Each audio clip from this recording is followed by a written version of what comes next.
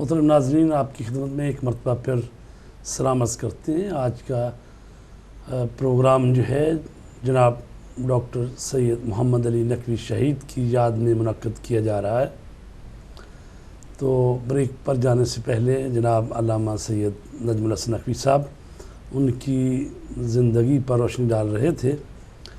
تو علامہ صاحب نے فرمایا کہ ڈاکٹر محمد علی نقوی جو ہیں انہوں نے جوانوں میں کس قدر دینی شعور پیدا کیا اور ان میں بیداری پیدا کی، اور کالج میں ینگ ایسوسی ایشن قائم کی اور اس کے روح رواں بن گئے۔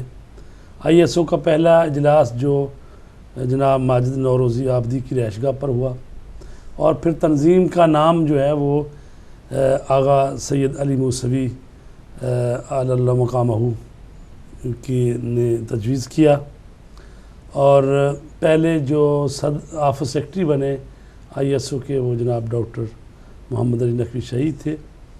اور اس سے یہ بھی پتہ چلتا ہے کہ اگر کسی تنظیم کا آفس کام کرنے والا ہو، آفس سیکرٹری جو مضبوط آدمی ہو، مستحکم ہو، تو پھر وہ اپنی تنظیم کو بھی اچھے طریقے سے معاشرے میں متعارف کرا سکتا ہے۔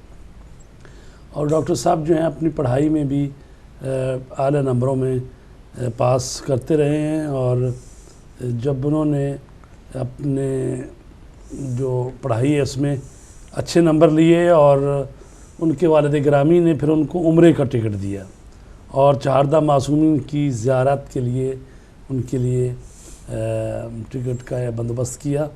تو اس سے پتہ چلتا ہے باپ کی تربیت کرنے میں بھی، اور بیٹے کے بھی یعنی باپ کے ساتھ جس طرح وہ تربیت کرنا چاہتے ہیں اسی تربیت کا اثر تھا کہ انہوں نے ہمیشہ دین کے کام آنے کے لیے کام کیا، اور نوجوانوں میں اور علماء میں رابطے کا کام کیا، اور پورے ملک میں دروس کا سلسلہ قائم ہوا، اور جو انہوں نے تنظیم قائم کی تھی ISO، اور اس میں بھی ہفتہ وار درس بھی ہوتے تھے، دعائے کمیل کا انتظام کیا جاتا تھا، اور حدیث قصہ، اور اسی طرح ساتھ ساتھ مقامی علماء کرام جو ہیں وہ آتے تھے اور دروس دیتے تھے، اور جو چھٹیاں ہوتی ہیں گرمیوں کی تعطیلات اس میں مختلف جگہوں پر کیمپ کا انعقاد کیا جاتا تھا، جس میں علماء کرام جو ہیں وہ تشریف لاتے تھے اور نوجوانوں کو احکام، عقائد اور فقہ سارے دروس جو ہیں وہ ان کو دیتے تھے۔ ایک بڑی دلچسپ بات ہے، وہ یہ کہ جب ڈاکٹر صاحب کی شادی ہوئی تو اس وقت جب انہوں نے اپنی اہلیہ سے ملاقات کی، جس کو کہتے ہیں بھی نکاح کے بعد پہلی ملاقات ہوئی، تو انہوں نے از راہ تفنن کہا کہ بھی یہ میری دوسری شادی ہے۔ تو اس پر ظاہر ہے کہ اہلیہ نے پریشان تو ہونا تھا کہ آپ کی پہلی شادی بھی ہوئی ہے، کس سے ہوئی ہے؟ تو انہوں نے کہا کہ میری پہلی شادی جو ہے وہ تنظیم جو ہے امامیہ اسٹوڈنٹ آرگنائزیشن اس کے ساتھ ہوئی ہے۔ تو یہ کہنا چاہتے تھے کہ بھئی اگر میں آپ کو وقت دوں گا تو ساتھ ساتھ جو میں نے تنظیم ہے جس کے لیے حلف اٹھایا ہوا ہے، اور اس کو بھی مجھے وقت دینا ہے۔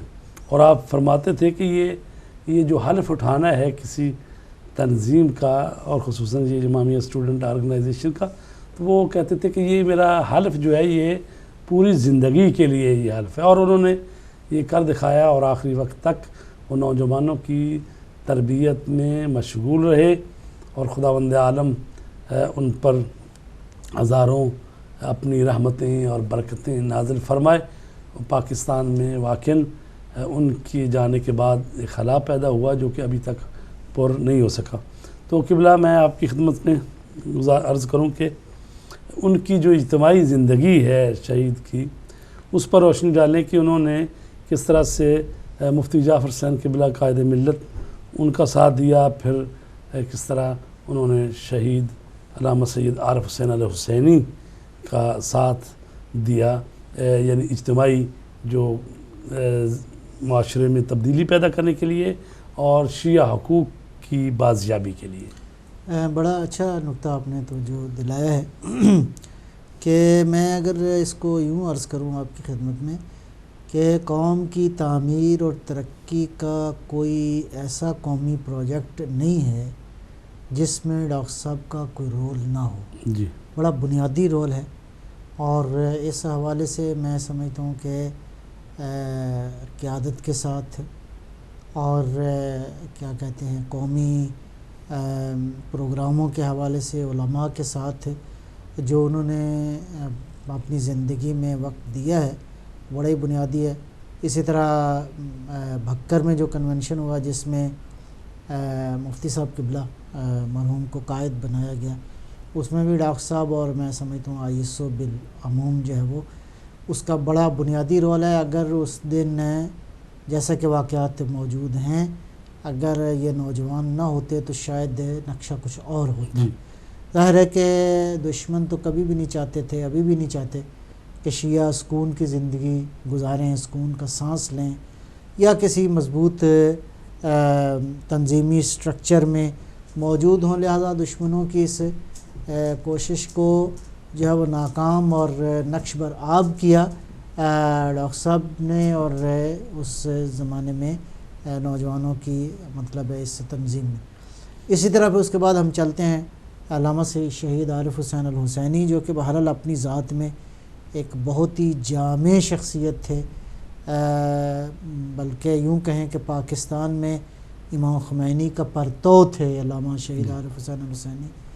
اور اس شخصیت کے حضور ڈاکٹر صاحب کی جو اطاعت کا جو سلسلہ تھا وہ بڑا عجیب و غریب ہے.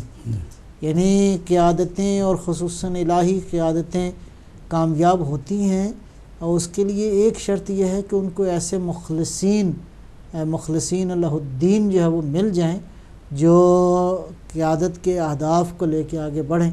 میں سمجھتا ہوں کہ جس طرح امام خمینی رضوان اللہ تعالیٰ علیہ کی شخصیت اور ان کے اہداف کو لے کے بڑھنے والے ان کے جو اپنے شاگرد تھے، مثلا آیت اللہ بہشتی جیسی شخصیات تھیں، آیت اللہ شہید مطہری جیسی، تو پاکستان میں شہید علامہ عارف حسین الحسینی کو جو یعنی واقعی مخلص ترین جو قوتیں ملی اس میں ڈاکٹر صاحب سر فہرست ہیں.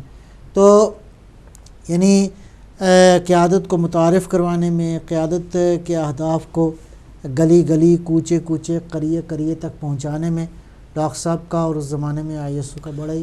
یہاں پر میں ایک بات عرض کروں کہ شہید قائد کی قیادت پر وہ کتنا بھرپور اعتماد رکھتے تھے کہ جب قرآن و سنت منعقد کرنے کی بات ہوئی کہ اس کی جگہ کا یعنی تعین کرنا تھا کہاں پر، آیا موچی دروازے میں کی جائے یا مینار پاکستان کے سائے میں، تو چونکہ قائد محترم نے فرمایا کہ یہ مینار پاکستان پر ہونی چاہیے تھی، اور کہا جاتا ہے کہ شہید ڈاکٹر محمد علی نقوی نے کہا کہ موچی دروازے میں کر لیں، چونکہ اتنے افراد جمع کرنا شاید پہلی مرتبہ ہو رہی تھی بات. تو انہوں نے کہا نہیں، یہ قرآن و سنت کانفرنس جو ہے مینار پاکستان ہوگی. تو انہوں نے کہا بالکل ٹھیک آپ فرماتے ہیں. انہوں نے اس پر لبیک کہی اور دن رات محنت کی، اور وہ قرآن و سنت جو ہے ایک عظیم الشان قرآن و سنت کانفرنس قرار پائی، جس میں شیعہ یعنی ملت جعفریہ نے اپنی آئندہ کی سیاست کا اعلان کیا، اور اس میں شہید قائد نے منشور پیش کیا، اور جس میں فرمایا آپ نے کہ ہماری 3 حیثیتیں ہیں. ایک یہ کہ ہم پاکستانی ہیں، ایک یہ کہ ہم مسلمان ہیں، ایک یہ کہ ہم شیعہ ہیں. صحیح بات. اور آپ نے فرمایا کہ ہم ان تینوں حیثیتوں سے پاکستان میں کام کریں گے. ہم پاکستانی ہیں، ہم مسلمان ہیں، ہم شیعہ ہیں. اور پھر ڈاکٹر محمد علی نقوی رحمۃ اللہ علیہ وہ فرماتے تھے کہ شہید قائد یعنی ڈاکٹر فرماتے تھے کہ علامہ سید عارف حسین الحسینی کی بات ہمارے لیے 3 طرح سے حجت ہے. ایک یہ ہے کہ وہ ہمارے قائد ہیں اور اطاعت امیر ضروری ہے. دوسرا یہ ہے کہ وہ کہتے تھے کہ جب یہ بات کہتے ہیں تو مجھے محسوس ہوتا ہے کہ ان کے پیچھے کوئی طاقت گویا ہوتی ہے.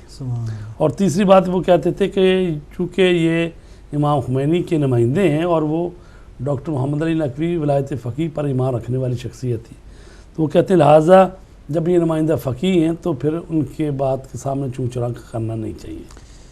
تو بہرحال یہ سارے وہ اس زمانے کے حالات میں جو سلسلہ ہوا، قیادت کا ساتھ دینا. اور اسی طرح میں سمجھتا ہوں کہ مولانا صفدر حسین مرحوم کے پاس جو ایک ویژن تھا قوم کی تربیت کے حوالے سے، مثلا مدارس کی تشکیل میں ان کا رول بہت ہی بنیادی اور بڑا ہے. خود ان مدارس کی تشکیل میں ڈاکٹر صاحب کا ایک بنیادی رول ہے. جی بعض اوقات ایسا بھی ہوا ہے کہ ڈاکٹر صاحب گئے ہیں، کسی علاقے کا جا کے دورہ کیا ہے، وہاں پہ اس علاقے کے لوگوں سے زمین اور یہ وہ سارا معاملات طے کر کے تو قبلہ کو لے گئے ہیں ساتھ کہ قبلہ آئیں تو یہاں پہ مدرسے کی تشکیل جو ہے وہ کرنی ہے. تو ایسے بھی مدارس سے یعنی وہ جیسے سروے کرنے والے ہوتے جی ہاں سروے کر کے جی. سارے علاقے میں مطلب لوگوں سے رابطہ کر کے ایک ذہنی آمادگی کر کے تو اس کے بعد قبلہ کو لے گئے، کہا کہ قبلہ چلیں اور جا کے یہاں مدرسہ جو ہے اس کا افتتاح پھر ہوا. اور یہ سارا سلسلہ اسی طرح مثلا المصطفیٰ اسکول کا ایک نیٹ ورک تھا، جی وہ قائم کرنے میں ڈاکٹر صاحب کا ایک بڑا بنیادی رول ہے. پھر اسی طرح قوم کے دیگر شعبے ہیں، جیسے اسلامک امپلائیز کی ایک آرگنائزیشن بنائی، وہ بھی ڈاکٹر صاحب کی محنتوں سے یہ سارا سلسلہ ہوا. لہٰذا قومی امور ہوں یا انٹرنیشنل امور ہوں، انٹرنیشنل حوالے سے ہم اس کو یہ کہہ سکتے ہیں کہ حضرت امام خمینی رضوان اللہ تعالیٰ علیہ نے جو یوم القدس کے حوالے سے ایک نقطہ ایک بات پیش فرمائی کہ ساری امت جو ہے اس موضوع پہ اکٹھی ہو سکتی ہے. ایران کے بعد اگر کسی قوم نے لبیک کہی ہے تو وہ پاکستان کی سرزمین پہ یہ مطلب شیعان حیدر کرار تھے، اور اس میں ڈاکٹر صاحب کا رول پھر بنیادی ہے. جی. یعنی یوم القدس اور قدس کو وہ عظمت اور اہمیت دینا، اور اس حوالے سے بعض کانفرنسز بھی ہوئیں. اور اس کے لیے جب شروع میں یہ یوم القدس کا جلوس نکالا جاتا تھا تو اس پر کتنی مرتبہ ڈنڈے کھائے ہیں. جی جی جی پولیس لگا لاٹھی چارج ہوا ہے، آنسو گیس پھینکی گئی ہے، اور پھر اس کے لیے کتنے ہم نے شہید بھی دیے ہیں. کوئٹہ میں یوم القدس کے جلوس میں وہ 20 افراد شہید ہوئے. تو لہٰذا ہم نے ہمیشہ امت کے مسائل میں جو اسٹریٹجی یا جو ویژن کہہ لیں، جو ایک تصور تھا علماء نے یا مراجع کرام نے دیا ہے، ہم اس حوالے سے اس کا اتباع کیا. اتباع کیا ہے، اور خصوصاً نوجوانوں نے اس معاملے میں اپنا بڑا بنیادی رول جو ہے وہ ادا کیا ہے. لہٰذا یوم القدس کا معاملہ ہو یا فرض کریں کشمیر کا معاملہ، ابھی ناظرین نے شروع میں وہ جو ترانہ دیکھا ہے، ایک جگہ پہ کشمیر کے حوالے سے پروگرام ہے اور ڈاکٹر صاحب وہاں پہ خطاب کر رہے ہیں. تو یہ انٹرنیشنل مسائل جو کہ امت کے مسائل ہیں، اس میں بھی ڈاکٹر صاحب کا ایک رول ہے. اگرچہ چونکہ آج پروگرام ڈاکٹر صاحب کے حوالے سے، ادروائز یہ ہے کہ اور بھی علماء بھی ہیں، بعض شخصیات بھی ہیں جن کا مطلب ہے مل کے انہوں نے اس سارے معاملات کو لے کے آگے بڑھے. اور پھر انہوں نے شہادت کی تمنا وہ رکھتے تھے بہت زیادہ، کہ وہ جس میں کہتے ہیں کہ بھی میں 40 سال سے اوپر ہو چکا ہوں اور میں شہید کی موت مرنا چاہتا ہوں. اور پھر اللہ تبارک تعالیٰ جو ہے اس نے فرمایا ہے اور اس کے رسول نے کہ شہید جو ہیں زندہ ہیں. اور رسول پاک کی حدیث ہے کہ اول تو یہ کہ شہید کا خون بہتے ہی اس کی مغفرت کر دی جاتی ہے. اللہ اکبر. دوسری بات وہ ہے کہ وہ جنت میں اپنا ٹھکانہ دیکھ لیتا ہے. اور تیسری بات یہ ہے کہ قیامت کی گھبراہٹ اور خوف سے وہ محفوظ رہے. سبحان اللہ. اور اس کے علاوہ یعنی شہید کا جو خون بہتا ہے تو اسی وقت جو ہے وہ اس کو ایک تو اس کی مغفرت کر دی جاتی ہے، اس کو عذاب قبر سے محفوظ رکھا جاتا ہے، اور اسے ایمان کا لباس پہنایا جاتا ہے، اور حوروں سے اس کا نکاح کیا جاتا ہے، اور اس کے رشتہ داروں میں 70 آدمیوں کی شفاعت کی اجازت دی جاتی ہے. تو لہٰذا شہید جو ہے وہ زندہ ہے اور اللہ کے ہاں رزق پاتا ہے، اور پھر وہ شفاعت کا حق بھی اللہ تبارک تعالیٰ اس کو عطا فرماتا ہے. تو جو یہ شہید کی صفات بیان کی گئی ہیں، یہ ہمارے شہید ڈاکٹر محمد علی نقوی جو ہیں، یہ بھی اس کا ایک مصداق ہے. بلکہ بعض قریبی لوگوں کو علم تھا کہ ڈاکٹر صاحب شہید ہوں گے، اور خود اس بات کا اعلان وہ کر چکے تھے کہ میں، بلکہ یہ بھی بات بعض قریبی دوستوں نے بتائی، کہا کہ میرے جیسا آدمی جو ہے وہ اتنی زیادہ لمبی عمر نہیں کرتا، اور میں نے جو اللہ سے مانگا ہے مجھے اس معاملے میں شہید عباس موسوی کو کہتے ہیں بہت یاد کرتے تھے. لبنان میں جن کی شہادت ہوئی. تو یہ باتیں واقعاً ایسا ہے کہ اگر دیکھا جائے تو ان سارے پہلوؤں کو ظاہر ایک چھوٹی مختصر نشست میں اس کا احاطہ کرنا ممکن نہیں ہے. یہ ساری باتیں جو مختلف پہلو ہم عرض کر رہے ہیں، اس سے مراد یہ ہے کہ ایک مومن کو، ایک شیعہ علی کو کیسا ہونا چاہیے اپنے زمانے کے اندر. ظاہر ہے کہ ہر زمانے کے تقاضے مختلف ہیں. آج کے دور میں ایک اصل معیار تو وہی ہے مخلص ہونا، اور اصل معیار وہی خدمت گزار ہونا. اصل معیار یہی ہے کہ اپنے اندر دین و دیانت کو پیدا کرنا. اب یہ ساری باتیں دین و دیانت کی اس پہ کی غمازی کرتی ہیں. جیسا کہ امام جعفر صادق علیہ السلام نے فرمایا ہے کہ اگر 10,000 کی آبادی ہو تو اس میں جو ہمارا شیعہ ایک بھی ہو تو وہ پہچانا جائے کہ یہ ہمارا شیعہ ہے. یہ شیعہ. جی ہاں، مجھے وہ بات بھی یاد آ گئی کہ مثلاً کئی باتیں ہیں جو واقعاً اگر دیکھا جائے تو بہت بڑی سطح کی باتیں ہیں. مثلاً بلیم یہ تھا کہ شیعہ کیسے ہوتے ہیں پاکستان میں. ابھی تک یہی پروپیگنڈا ہوتا ہے، لیکن اب بہرحال کچھ فرق آ گیا. تو پروپیگنڈا یہ تھا کہ شیعہ وہ ہوتا ہے جو نماز نہیں پڑھتا، جو حج نہیں کرتا، جو میرا مطلب روزہ نہیں رکھتا. تو نماز کے حوالے سے جلوسوں کے اندر نماز با جماعت ظاہر ہے کہ سنت حسنہ جاری کی. سنت حسنہ جاری کی، اور پہلی نماز میں خود بھی شامل تھا، ڈنڈے بھی پڑے، آنسو گیس بھی چلا، اور وہ میرا مطلب ہے. تو یہ نوجوانوں کے اندر اس بیداری کو کہ بھی نماز بالآخر نماز جو ہے وہ دین کی عبادات میں سب سے زیادہ فضیلت اس کو حاصل ہے. تو وہ الحمدللہ آج تو خیر یہ اس وقت جب یہ انہوں نے سلسلہ شروع کیا تو اس وقت ظاہر ہے جو انجمنوں کے سربراہ ہوتے ہیں، جی وہ انہوں نے مخالفت جو جہاں عزاداری کے جو مسئولین ہوتے ہیں، تو ان کا ہم و غم سارا یہ ہوتا ہے بھی ہمارا جلوس کسی طرح کامیاب ہو جائے اور ہم اپنے روٹ سے گزر جائیں بغیر کسی مسئلے مسائل کے. تو وہ اس کو کامیابی سمجھتے ہیں. تو ظاہر ہے کہ یہ جب سلسلہ شروع کیا گیا کہ بھئی نماز جو ہے وہ امام حسین علیہ السلام نے اپنا کربلا کا جہاد بھی روک کر نماز ظہر ادا کی، اور آپ کے 2 صحابی وہاں پر شہید ہوئے. حالانکہ وہ سارے امام حسین علیہ السلام کے ساتھ جہاد کر رہے تھے، اور وہ بھی کہہ سکتے تھے بھی ہم تو اپنے وقت کے امام کے ساتھ جہاد میں مصروف ہیں، تو لہٰذا کوئی بات نہیں، نماز نہیں بھی پڑھی گئی. لیکن وہاں پر جب ایک صحابی نے امام حسین سے کہا مولا ہم چاہتے ہیں آپ کے ساتھ باجماعت نماز پڑھیں، تو آپ نے فرمایا خدا تیرا شمار نمازیوں میں کرے. حالانکہ وہ امام حسین کے ساتھ جہاد میں مصروف ہے. یہ ساری عزاداری اور یہ سارا سلسلہ اسی کربلا کی یاد ہے. تو جس کی یاد ہے اس میں فرمایا جا رہا ہے کہ یہ نہیں کہا کہ بھئی تجھے میرے ساتھ جہاد کرنے والوں میں شمار کر، وہ تو کر ہی رہے تھے، یعنی کہا کہ تجھے خدا نمازیوں میں شمار فرمائے.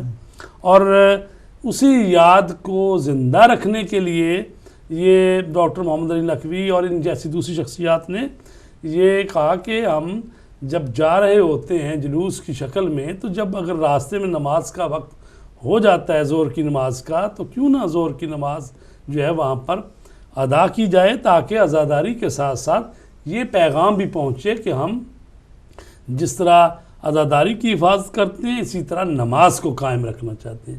تو لہٰذا اس پر بھی بڑی قربانی دی گئی ہے، مانے کھائی گئی ہیں. تب جا کے اب یہ الحمدللہ یہ سنت حسنہ جاری ہو گئی ہے کہ جگہ جگہ جہاں بھی جلوس نکلتے ہیں وہاں پر نماز ظہرین بھی ادا کی جاتی ہے. بلکہ مجھے ایک واقعہ یاد آ گیا. ایک پہلی نماز ہوئی تھی اسلام پورے کے اندر جی جلوس کے دوران، تو خاصا لاٹھی چارج ہوا. یہ وہ اگلی نماز جو ہے چہلم پہ قرار تھا کہ رنگ محل میں نہ پڑھی جائے. تو اب انتظامیہ نے کہا کہ ہم نہیں پڑھنے دیں گے، یہاں تک کہ مولانا صفدر حسین قبلہ مرحوم کے پاس سے ڈی سی آیا، کہا کہ آپ کی یہ بات مانتے ہیں نوجوان، آپ ان کو کہیں کہ یہ نماز نہ پڑھیں. تو مولانا صاحب ہنس پڑے، کہا کہ میں آج تک ان کو کہتا رہا ہوں کہ نماز پڑھو، تو آج میں ان کو کہوں نماز نہ پڑھیں.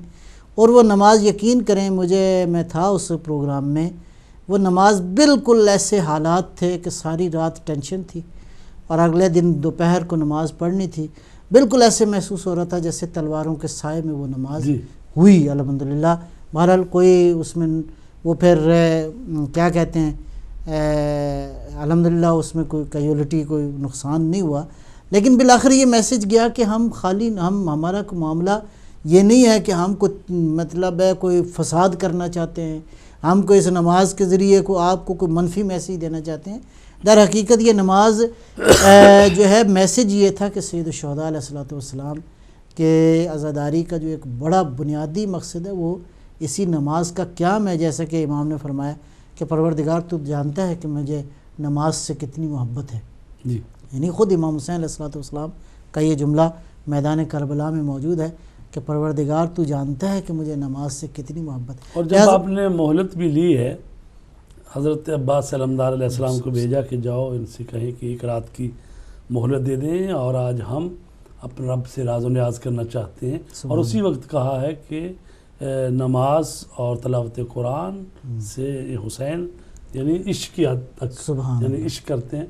تو نماز جو ہے اسی کے لیے تو یہ جو کچھ بھی ہے دین کا، یہ خدا کی عبادت سارے تو اسی لیے خدا کی معرفت حاصل کی جائے اور اس کی عبادت کی جائے، اس کی بندگی۔ تو آپ دیکھیں کہ شہید اتاری یہاں پر فرماتے ہیں کہ نماز میں یعنی جب اذان میں حی علی خیر العمل کہا جاتا تھا صدر اسلام میں رسول پاک کے ہوتے ہوئے، تو بعد میں خلیفہ دوم کے زمانے میں اس کو حی علی خیر العمل کا یہ جملہ جو ہے نا اذان سے ساقط کروا دیا گیا، اور اس کی وجہ یہ بتائی گئی کہ لوگ جہاد کے لیے جاتے نہیں۔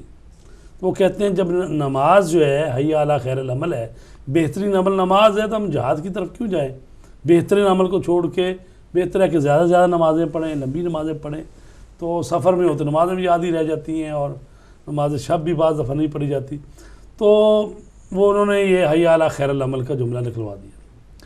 تو اس پر وہ کہتے ہیں کہ حقیقت میں جہاد کیا ہی اس لیے جاتا ہے کہ تاکہ دین کو سربلند کیا جائے، دین کا نافذ کیا جائے، اور جب دین نافذ ہو، اللہ کی سربلندی، اللہ کے حکم کی سربلندی ہو، تو پھر نماز پڑھی جاتی ہے۔ تو جہاد کیا ہی جاتا ہے نماز کو قائم کرنے کے لیے، اور نماز قائم کی جاتی ہے تاکہ بوقت ضرورت اگر انسان کو اللہ کی بارگاہ میں اپنی جان بھی دینی پڑے تو جہاد کیا جاتا ہے۔ سبحان اللہ۔